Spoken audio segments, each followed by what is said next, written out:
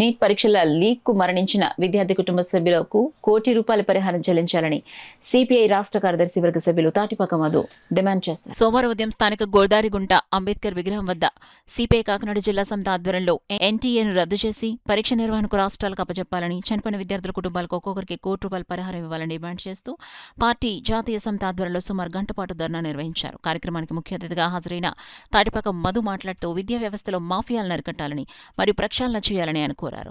ఢిల్లీ జంతర్ మంతర్ వద్ద జరుగుతున్న ఆందోళన చేసిన వారిపై పోలీసులు పెట్టిన కేసులు ఎత్తివేయాలని డిమాండ్ చేశారు.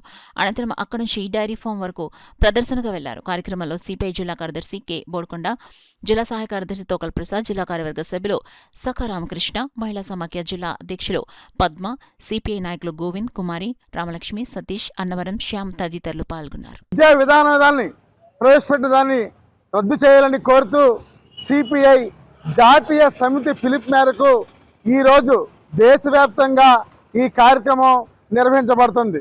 మీకు దీని ముఖ్యంగా నీట్ పరీక్షలో లీక్ అయిన కేంద్ర మంత్రి రాజీనామా చేయాలని కోరుతూ మరి జంతర్ మంతర్ వద్ద దేశవ్యాప్తంగా లక్షలాది మంది విద్యార్థులు, యువజనులు పెద్ద ఎత్తున ఆందోళన చేసిన ఫలితంగా నరేంద్ర మోడీ తల ఒగ్గి ఈరోజు కేంద్ర మంత్రి రాజీనామా చేశారు.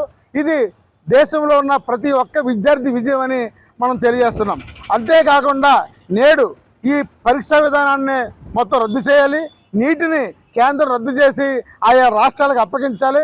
అప్పుడే విద్యార్థులకు ఆత్మహత్యలు ఎన్ని అవుతాయి. కాబట్టి తక్షణమే నరేంద్ర మోడీ ఏదైతే విద్యార్థి వ్యతిరేక విధానం అవలంబిస్తున్నారో అవన్నీ మానుకుని బేషరతుగా విద్యార్థులకి క్షమాపణ చెప్పాలని కోరుతూ ఈరోజు ఈ కార్యక్రమం నిర్వహించడం జరుగుతుంది.